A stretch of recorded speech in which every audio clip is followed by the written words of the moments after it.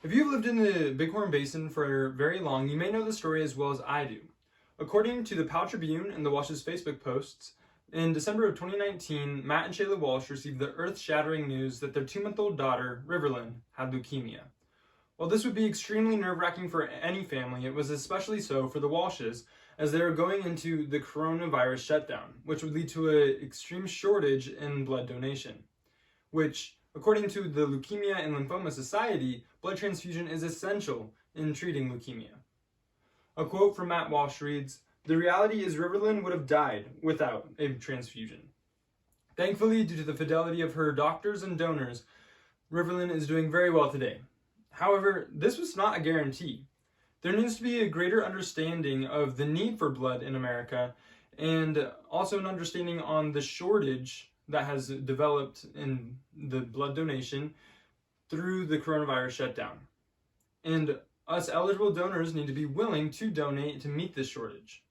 My name is Jay Spoolman, and I've been donating blood since July of 2020, and then actually became a blood drive coordinator in January of 2021. Today I'll be discussing the need of blood in our country and how that has turned into a shortage due to the COVID shutdown.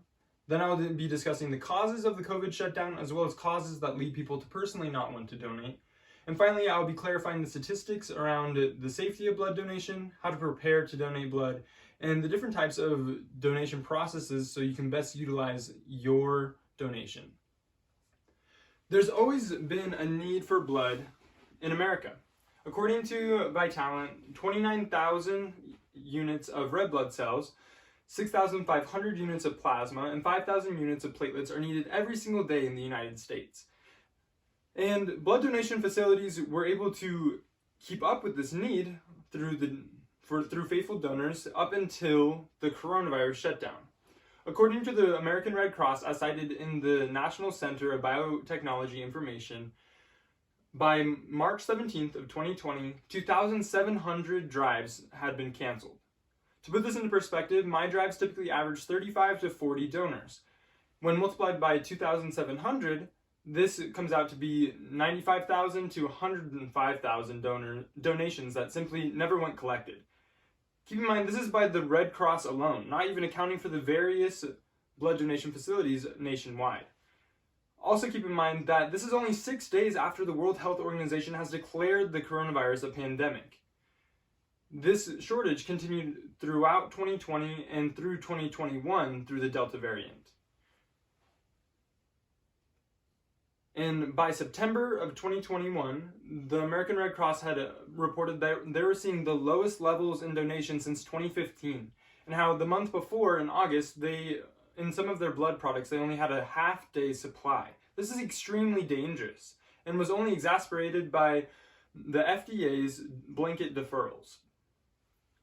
According to Niloy Sirkar in the Food and Drug Law Journal, we should be moving towards an individual risk assessment way to determine if people are eligible to donate their blood. This would widen our pool of possible donors and meet that shortage.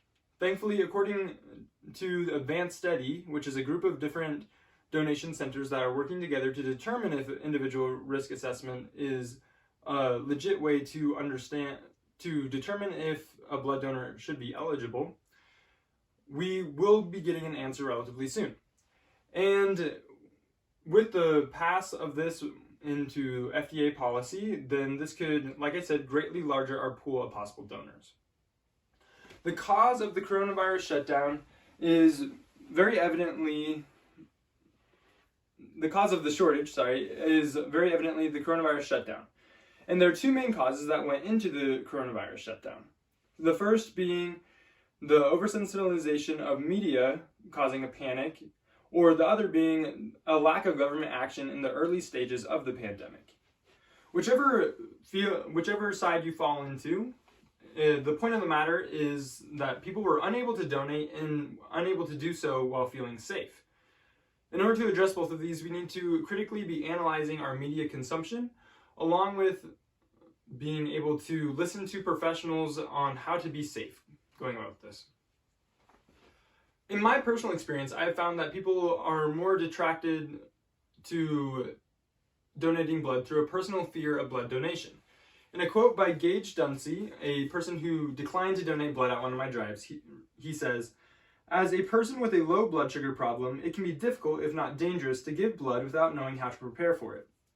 While Gage does not have any professional diagnosis that led him to the conclusion that he can't donate blood, he's concerned about how he prepares will affect his health, which is a very valid concern.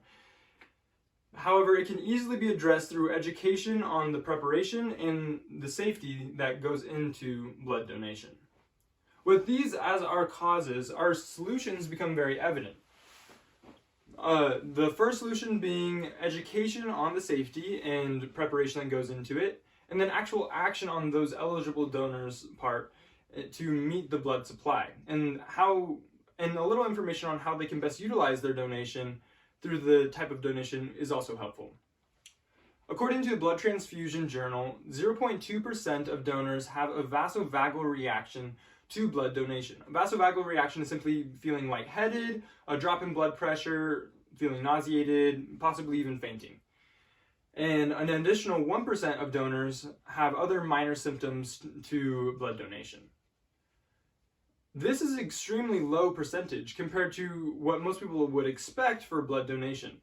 And the risk of having a poor reaction can be even further minimized by proper preparation.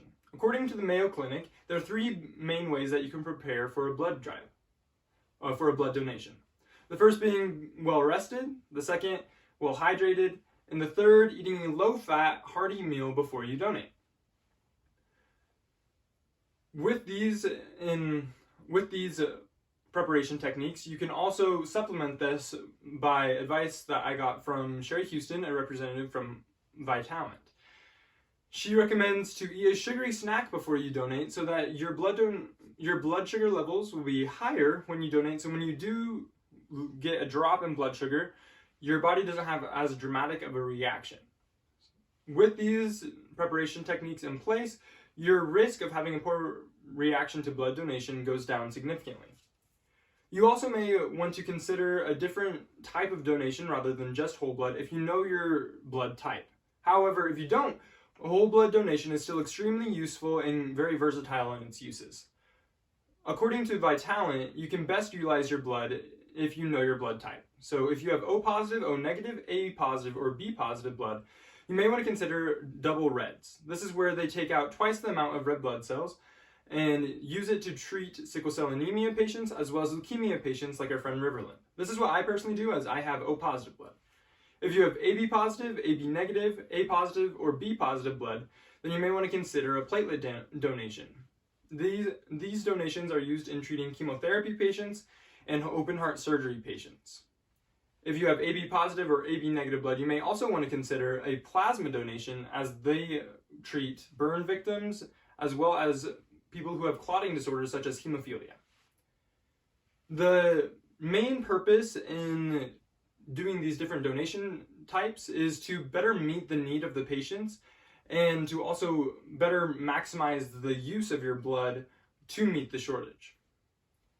To review what I've talked about today, first I discussed the need for blood in America and how that has turned into a shortage due to the coronavirus shutdown. Then I discussed the root causes of the coronavirus shutdown and why people personally do not want to donate.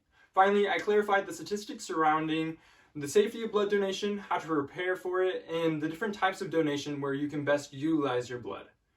Because understanding the need for blood in America and meeting that need is our ultimate goal. So, if you have a device near you or that you're listening to this on, please go to a blood donation website such as Vitalant, OneBlood, or American Red Cross and sign up for the next donation opportunity near you so that you can start meeting the needs of patients across the country.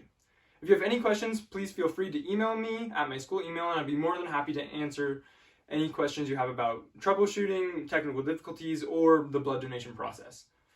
Because ultimately, the health and well-being of patients like Riverland and her family are why we donate.